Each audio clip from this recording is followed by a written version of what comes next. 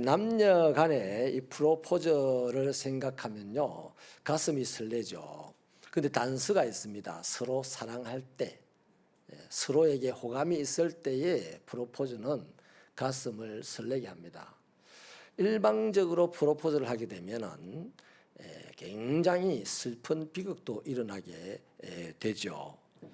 자, 이런 차원에서요, 우리 하나님은 어찌 보면 우리를 향해서 일방적으로 프로포즈를 해 오셨습니다.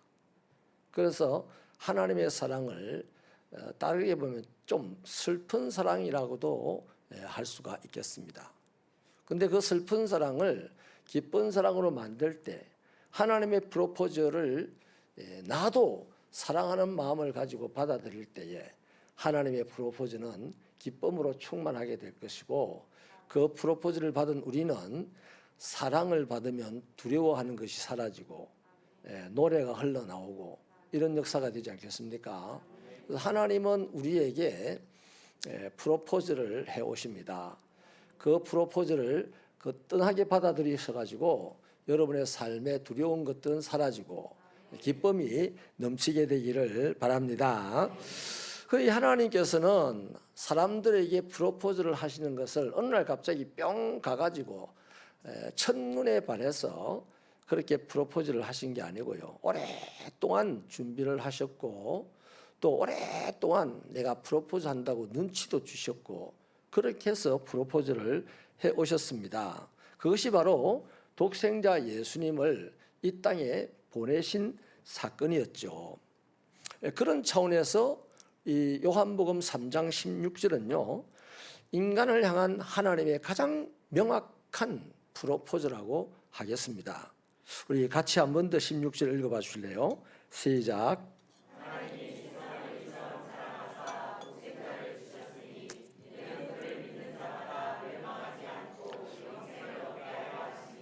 아멘. 저는 오늘 본문 말씀에서요, 이처럼이라는 이 단어에 꽂혀서 말씀을 묵상을 했는데, 자, 세상을 사랑하사라고 해도 됩니다. 그잖아요. 세상을 사랑하사 독생자를 주셨다, 이래도 말이 됩니다. 어찌 보면 더 매끈합니다, 말이. 근데 세상을 이처럼 사랑하셔서 독생자를 주셨다, 여기 이처럼은요 반드시 뭔가를 지시를 하고 있습니다. 그래서 그 지시하는 게 뭐냐니까 14절 15절 말씀을 지시를 하고 있습니다. 거기 내용이 모세가 광야에서 뱀을 든 것 같이 인자도 들려야 하리니 하는 이 말씀처럼 사랑하셔서 독생자를 보냈다, 이 말입니다. 자, 이 사건은 민수기 21장에 나오는 그 내용이죠. 하나님의 은혜로 이스라엘 백성들이 애굽의 노예 생활을 청산하고 약속의 땅 가나안으로 이제 가게 되었습니다. 해방이 되었죠. 그런데 해방된 그들이 노정을 시작할 때 아주 삐까번쩍한 길을 주신 것이 아니고 고난의 길, 광야의 길을 주셨던 거예요.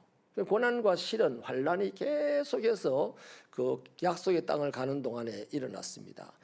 자, 여기서 한 가지 짚고 넘어가겠습니다. 우리가 예수 믿고 맨날 시온의 대로가 열리기라는 착각 기대하지 마세요. 우리가 예수를 믿는 그 순간부터 천국이라는 그 가나안 땅까지 갈 때까지는 끊임없는 시련과 고난이 연속적으로 밀려올 겁니다. 고난과 시련은 반드시 오게 돼 있어요. 그렇다면 고난과 시련을 어떻게 타고 넘어가야 되느냐, 천국까지. 그게 우리가 할 일인 거죠. 아멘이십니까? 자, 그런데 이 가나안 땅에 가기 위해서 약속을 붙들고 나오자마자 광야가 펼쳐지게 되고 광야의 노정을 걸어가는데 수도 없이 이 이스라엘 백성들은 불평하고 원망했습니다. 급기야는 모세를 행하여서 돌을 들어 치려고까지 했었고, 그때 하나님께서 그곳에서 불뱀을 내려보냈던 거죠. 누구든지 그 불뱀에게 물리기만 하면 다 죽어 나갔습니다. 자, 사정이 이렇게 되기 때문에 백성들이 너무 놀래가지고 다시 자기들 돌로 치려고 했던 모세를 찾아와가지고, 이거 우리가 정말 잘못했다, 우리를 좀 살려달라고 기도해달라, 이렇게 부탁을 했죠. 모세는 하나님께 엎드려서 기도를 합니다. 하나님, 이 백성을 이대로 죽였어야 되겠습니까? 이 백성을 극률히 여겨주시고 이 백성을 살려주세요. 이렇게 기도를 드리자 하나님이 응답을 하시기를 모든 백성이 잘 볼 수 있도록 광야에 큰 장대를 꽂아라. 그리고 그 장대 꼭대기에 노스로 만든 뱀을 달아라. 자, 그리고는 그 놋뱀을 바라보는 사람들은 불뱀에 물렸어도 다 죽지 않고 살게 될 거다. 이런 말씀을 주었습니다. 자, 이 약속의 말씀을 믿고 불뱀에 물린 사람들이 그 놋뱀을 쳐다본 사람들은 그 말씀대로 살게 되었어요. 따라합시다. 말씀대로 살게 되었다. 그리스도인들, 하나님의 백성들은 말씀으로 사는 사람들로 운명지어졌습니다. 그러니까 사는 것도 말씀으로 살고 죽는 것도 말씀으로 죽어요. 그러니까 살고 싶으면 말씀 위에 바로 서게 되기를 바랍니다. 말씀에 올라갔다 내려갔다 올라갔다 내려갔다 이러면 다리 허벅지 근육이 생기는 게 아니고요, 죽을 일이 생깁니다. 말씀에서 안 내려오는 자가 되어야 돼요. 그 말씀에서 좌우로나 우로나 치우치지 않는 거. 여러분, 무당이 대단하잖아요. 무당이 신령한 무당은 짝두기에서 안 내려온다며요. 구슬할 때. 그 짝두기 날카로운 칼날 위해서 발바닥도 피도 안 나고 베지도 않고 대단한 능력자들이라, 무당이. 그러면 그리스도인들은 어떤 사람들입니까? 무당이 보기에 그리스도인들은 더 대단한 능력이라. 말씀 위에 서서 안 내려올 때. 그런데 놀랍게도 안타깝게도 대부분이 다 말씀 위에 섰다가 얼른 내려와 버려요. 아파서 내려오고 기분 나빠서 내려오고 부담스러워서 내려오고. 이게 우리의 한계야. 한계를 뛰어넘어야 됩니다. 성공합니다. 우주선도 한계를 뛰어넘어야 대기권을 차고 나가야 우주 공간에 들어가잖아요. 맞습니다. 빨리 대답하세요. 자, 여러분, 말씀대로 그들은 살게 되었어요. 그런데 그때도 아이고 불뱀이 물었는데 우리가 놋뱀 쳐다본다고 살겠냐? 이거는 지극히 과학적인 사고방식이죠. 합리적인 사고방식이고 논리적인 사고방식이에요. 아니, 불뱀에 물렸는데 죽은 놋뱀 본다고 살 수 있겠습니까?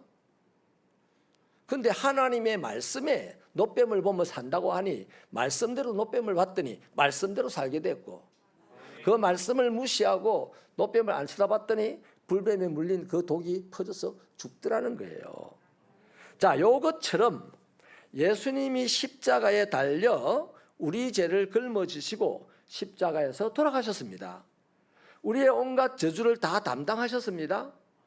그 누구든지 이때부터 말씀이 나옵니다. 누구든지 저를 믿는 자는 멸망치 않고 영생을 얻으리라. 십자가에 못 박혀 죽으신 예수 그리스도를 믿으면 내가 죽지 않고 영생을 한다. 이게 논리적으로 안 맞는 말이에요. 모순적인 말이잖아요. 그런데 하나님의 말씀이 그랬어요. 그래서 그 하나님의 말씀대로 내가 십자가에 못 박혀 죽으신 예수를 믿으면 나는 죽지 않고 영생으로 하나님 나라의 백성이 된다 이겁니다. 그 말씀대로 되는 거예요. 자, 그래서 누구든지 그분을 구세주로 영접하면 구원을 받고 그분을 믿으면 멸망치 않고 영생을 얻는다. 자, 이런 사랑으로 우리를 사랑했다는 얘기를 지금 하고 있는 거예요, 하나님이. 자, 우리를 구원할 수 있는 유일한 방법이 뭡니까? 우리를 사랑했다는 얘기입니다. 여러분, 그렇다고 놋뱀 자체에 능력이 있는 건 아니잖아요. 그 어디 옛날에는 그래서 놋뱀을 막 이렇게 지팡이에다 달아놓고 그렇게 했는데, 그게 능력이, 그 놋뱀을 지팡이에 달아놓은 것은 하나님의 말씀대로 살아라는 충고입니다. 십자가 나무 퉁거리가 능력이 있는 게 아니에요. 거기에서 십자가에 못 박혀 죽으신 예수 그리스도 더 깊은 구레는 말씀입니다. 말씀. 그래서 놋뱀이나 나무 토막의 능력이 있는 게 아니라 하나님이 약속하신 말씀의 능력이 있는 것이다 이 말이지요. 그래서 예수님은 우리를 사랑하시는데 십자가에서 고통당하며 죽기까지 우리를 사랑하셨다 하는 내용의 말씀이잖아요. 바로 이 사랑이 이처럼이라는 말입니다. 이처럼 십자가에서 못 박혀 죽는 것 정도로 우리를 사랑하셔서 이 땅에 오셨고 또 우리에게 그 사랑을 보여주다는 거죠. 그래서 이처럼이라는 단어 속에 바로 예수 십자가의 사랑이 녹아 있는 거예요. 자, 여러분 십자가를 한번 생각해 보십시다. 그 당시 가장 끔찍한 형벌이었습니다. 예수님은 십자가를 이미 지기도 전에 채찍에 맞아서 살같이 찢어지고 터지고 살같이 날아갔다 그랬습니다. 그래서 몸 안에 있는 뼈도 살 밖으로 보일 정도로 나올 그 정도로 처참하게 몸이 상한 상태에서 60kg가 넘는 나무 퉁거리를 둘러매고 600m의 그 거리를 골고다 언덕을 걸어 올라갔죠. 뼈가 몸 밖으로 튀어나올 정도로 맞고 상한 몸으로 600m의 그 골짜기 언덕을 60kg 이상 되는 나무를 짊어지고 올라가다가 쓰러지고 절도하고 그러다 보니 또 오래 걸려서 올라가는 그 시간이 600m밖에 안 돼도 그 맞은 데가 찢어진 데가 또 말라붙었는데 또 힘을 주고 일어나다 보니 그게 툭 터져서 피가 쏟아지는 거죠. 여러분, 사람의 피는요, 내가 칼에 찔렸다고 피가 다 쏟아지는 건 아닙니다. 내가 움직이는 만큼 쏟아지는 거잖아요. 또 거꾸로 매달아야 쏟아지는 거잖아요. 옳게 매달았다가 거꾸로 매달았다 해야 이 몸 안에 있는 물과 피가 다 쏟아져 나가잖아요. 그 예수님은 이미 십자가에 못 박히기 전에도 거의 다 흘렸어요. 그 올라가는 도중에. 오죽하면 그 구레네 시몬에게 대신 십자가를 지게 했겠습니까? 자, 여러분, 그 십자가를 얼마나 십자가에 매달려 있는 고통 자체가 얼마나 큰지 일주일 정도 걸린다 그래요. 십자가에 매달린 사람이 죽는데. 자, 그런데 그 고통이 너무 십자가에서 매달려서 차츰차츰 죽어가는 고통이 너무 커서 그 벌을 받는 사람은 온갖 욕을 다 한대요. 너무 고통스러워가지고. 그래서 군인들이 그 욕을 듣기 싫어가지고 그 역사책이 보면 그래요. 혀를 잘라버린대요. 욕하는 소리가 듣기 싫어가지고 혀를 잘라버리면 고함은 지르지만 욕은 못하잖아요. 그 정도로 십자가 형벌이 참혹한 거예요. 또 참혹한 게 있어요. 이게 몸을 다 묶어놨기 때문에 열린 구멍, 콧구멍, 입 이런 데가 열리잖아요. 점점 고통스러우면. 그러면 날벌레나 팔이나 이런 것들이 들어붙어가지고 그것 때문에 질식사하는 사람도 있대요. 가장 비참하고 가장 고통스러운 형벌이 십자가 고통인데요. 이 형벌인데 이 형벌을 나 대신 받았어요. 오늘 각자의 자기 대신 예수님이 받으셨다는 거죠. 어떨 때요? 내가 십자가의 예수를 믿을 때 믿는 그 사람을 대신하여 그 형벌을 받았다는 겁니다. 자, 그 저주가 예수님이요 십자가에서 그 저주가 얼마나 힘들고 괴로웠으면은 엘리 엘리 라마 사박다니 하고 외쳤잖아요. 죄송합니다. 그 벌써 가을이 왔어요 지금. 건조하네. 엘리 엘리 라마 사박다니 주여 아버지여 어찌하여 나를 버리시나이까입니다. 그러니까 자기가 하나님에게 버림을 받았다라고 느껴질 만큼 고통스러웠다는 거죠. 이건 어디서 하는 소리일까요? 지옥에서 하는 소리예요. 지옥 가는 사람들 우리 보세요. 자기는 지옥 갈 줄 꿈에도 몰라요. 자기는 세상 사는 동안 천사처럼 살았다 그래요. 언제 당신이 내 앞에 왔습니까? 이래요. 내가 11조 하는 걸 못 봤습니까? 내가 전도하는 걸 못 봤습니까? 내가 구제하는 걸 못 봤습니까? 어찌하여 나를 염소라고 합니까? 그 염소와 양 비유에 나오잖아요. 그 지옥 가는 사람들은요, 자기가 지옥 갈 거라고 생각 절대 안 해요. 다 지가 천국 갈 거라고 생각해요. 그런데 그래서 그 지옥에서 왜 나를 버리십니까? 그러나 그때는 이미 늦었다라고 말씀은 나오잖아요. 구원도 살아있을 때 결정해야 됩니다. 내 목숨이 끝나는 날은 구원이 끝나버렸어요. 구원의 문이 닫혔어요. 그런데 닫힌 그 자리에서 내가 뭘 잘못했는데 지옥 가야 됩니까? 이렇게 고래고래 고함을 질러 어찌하여 나를 버리십니까? 이 고함을 질러. 그런데 하나님이 대답을 안 하셔. 칠흑 같은 어둠만 주는 거죠. 자, 그래서 여러분, 예수님이 어디까지 버림을 받았습니까? 지옥까지 버림을 받았습니다. 베드로 사도가 그러잖아요. 옥에까지 갔다 하잖아요.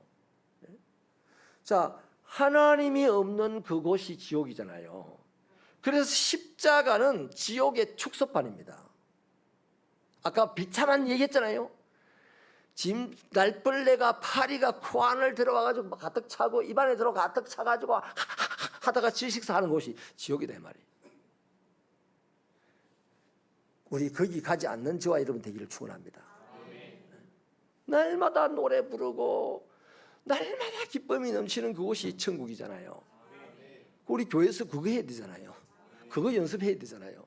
우리 찬송합시다 할 때 뭐 말씀 안 해도 우리 성도들은 잘해요. 박자가 좀 빠르면 다 바로 박수 착착 나오는, 이거 너무너무 잘하는 겁니다. 예전에는 제가 꼭 그랬죠. 박수 치며 찬송합시다. 손 놔뒀다가 뭐합니까? 겨울에 장갑 낄 겁니까?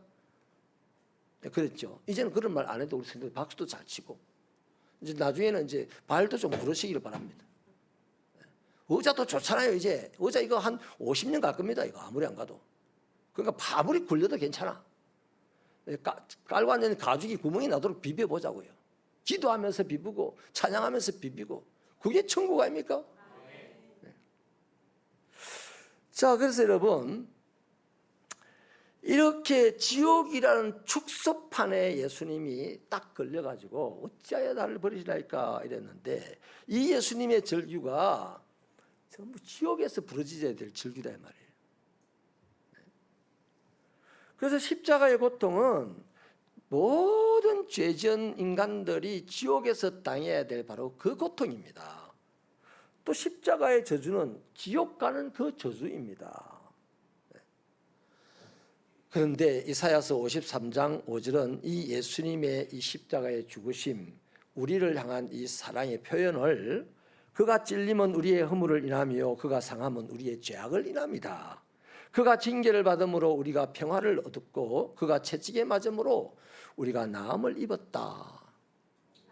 이렇게 이미 이 사건을 보고 예언해 놓은 말씀이잖아요. 자, 이러한 사랑으로 하나님이 독생자 아들을 이 땅에 보내신 거예요. 이게 하나님 프로포즈잖아요. 자, 모든 그 이유가 뭘까요? 이 땅에 하나님이 자기 독생자를 이런 식으로 보내신 이유가 멸망치 않고 영생을 얻게 하려 함이라고 밝히고 있습니다. 우리 17절 확실하게 확인해 주는데 같이 한번 읽어보십시다. 17절 시작. 하나님이 그 아들을 세상에 보내신 것은 세상을 심판하려 하심이 아니요 그로 말미암아 세상이 구원을 받게 하려 하심이라. 아멘. 이게 바로 하나님의 프로포즈입니다. 이 프로포즈가 사실은 슬픈 프로포즈잖아요. 우리가 언제 오래 했습니까? 그분을. 우리가 언제 그분을 믿으려고 기다리고 있었습니까? 아니잖아요. 유인호 집사님, 예수를 믿으려고 작정하고 기다리고 있었습니까? 아니잖아요. 주님이 일방적으로 프로포즈를 하고 찾아오셨는데 받아들인 거잖아요. 그 프로포즈를. 그런데 대체적으로요, 이러한 하나님의 프로포즈에 대해서 이 인간들의 반응이 어떠합니까? 외면합니다. 그 예수님이 이 땅에 오셨을 때 그게 하나님의 프로포즈라고 지금 제가 해석을 하는데, 그 하나님의 프로포즈를 제사장들이 외면했어요. 사두개인 서기관들이 외면했습니다. 거절했습니다. 우리는 뭐 마구간에서 태어난 예수님에 대해서 여관에 잘 곳이 없어서 마구간에 태어났다 이렇게 하면서 여관 주인을 어떻게 생각하면 뭐 방이 없으니까 못 줬다, 좀 주님을 불쌍하다, 이렇게 이 정도로 우리가 이해를 하는데, 다 외면한 겁니다. 외면한 거예요. 사실 환영하는 것 같으면요 어떻겠습니까? 방이 없어도 내 방에서 주무세요. 내가 다른 데 가서 자고 올게요. 그렇지 않겠어요? 다 한결같이 외면했습니다. 그 이유가 19절 20절에 있는데요, 같이 읽을게요. 시작.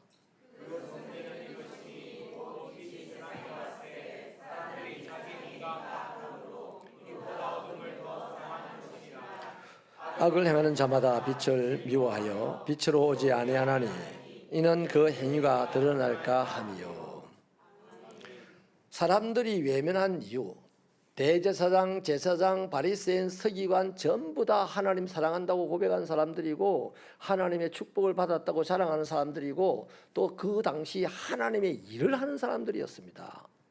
그런데 이런 사람들이 외면한 이유가 자기 행위가 악하여서 뭘까요? 하나님의 일은 내 밥 먹고 살자고 하는 거 아니잖아요.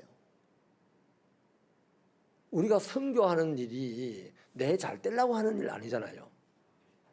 그런데 그 당시에 사람들이 다 지 잘 되려고 하나님의 일을 했어요. 자기 권세 누리고 자기 명예 누리고 자기 재물 누리려고 하나님을 이용해 먹은 거죠. 그런데 직접 하나님이 오시니까 이제 그 할 일을 자기들이 할 수가 없어. 자리를 내드려야 되잖아요. 하나님이 오셨으니 하나님 하세요 하고 내드려야 되고 자기는 이제 실업자로 돌아가야 되잖아요. 명예도 다 내려놔야 돼. 그런데 그 지난 시간에 하나님의 이름을 팔아서 자기 부귀영화를 누렸던 이것들을 내려놓자니 그 행위 자체가 부끄러운 거죠. 어둡게 살았던 행위가 빛이 오니까 드러날까 봐 겁이 났던 거죠. 그래서 빛을 비치지 못하도록 가두고자 했던 겁니다. 여러분, 그래서 예수를 거절했고 거절해도 예수님은 꿋꿋이 그들에게 다가가니까 예수를 미워했고 그 미워해도 또 꿋꿋이 예수님이 다가가니까 그들은 예수님을 죽였잖아요. 여기서 우리 한번 또 짚어봅시다. 우리가 전도하러 간다. 저 사람이 나를 미워한다고 에이 이러면 안 되잖아요. 끊임없이 찾아가고 또 찾아가고 나를 미워하면 미워할수록 더 사랑으로 기도해주고 그래 찾아가고 해서 어느 날 그 사람이 구원을 받을 때 최후 승리를 얻기까지 이렇게 찬양이 이루어지는 거 아니겠습니까? 할렐루야. 자, 그래서요 예수님이 오니 외면하고 그래도 또 찾아가니 거절하고 그래도 찾아가니 미워하고 그래도 다가가니 죽여버리는데 그런 사람들에게 이 빛이 비추어질 수가 없고 생명이 들어갈 수가 없는 겁니다. 네. 자, 사람들은요 예수 그리스도가 자기의 주인 되는 게 싫어요. 예수 그리스도가 주가 되고 내가 그 종이 되는 게 싫고 내가 주가 되는데 예수가 내 협력자가 되기를 주로 바라요. 나의 조력자가 되기를. 이거 고쳐먹지 않는 한 우리 예수 안에서 잘 될 일이 하나도 없습니다. 인정하시면 아멘. 네. 철저하게 예수님이 주인이고 나는 그의 종이 되어야 합니다. 예수님이 이 세상 사람들에게 예수가 주인이라는 소리를 들을 때 그분의 종은 등달아 칭찬을 받고 존경을 받게 되었어요. 그래서 어쨌든 사람들은 예수님이 자기 삶의 주인 되는 것이 못마땅했죠. 자신이 여전히 주인이어야 된다. 그러니 당신이 오더라도 나의 조력자 역할만 해라. 내가 믿어줄게. 주여 주여 불러줄게. 나의 조력자가 되어라. 이렇게만 지금 이 포지션을 깔고 신앙생활을 하는 거죠. 자, 이런 이유가 그 사람들이 예수를 거절하게 되는 것인데 여러분 꼭 명심하십시다. 이 세상은 유한하고 하나님의 세계는 무한합니다. 그런데 유한한 이 세상의 것을 가지려고 무한한 하나님의 세계를 포기하는 어리석은 저와 여러분들 되지 않기를 바랍니다.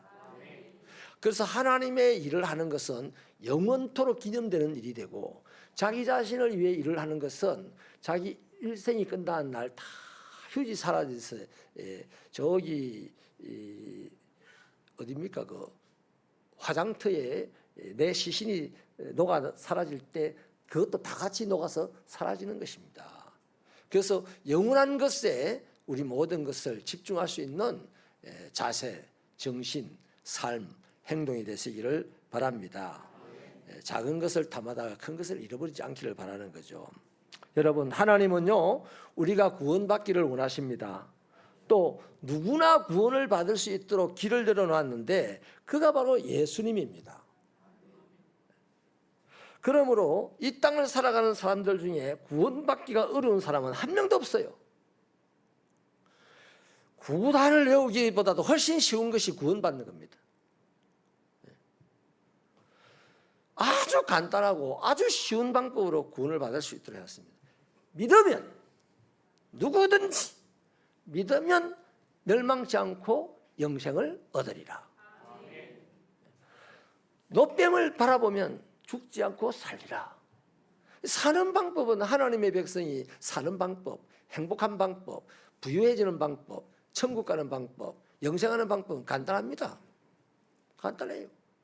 어려운 게 아니에요. 연구할 게 아닙니다. 그냥 믿으면 되는 거예요.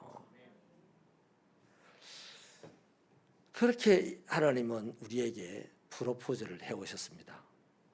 지금 우리에게 이런 말씀합니다. 여전히 두 팔을 벌리고 제발 내게로 들어와다오. 나와 사귀자. 나와 함께 하자. 이렇게 우리에게 프로포즈를 하는 거예요.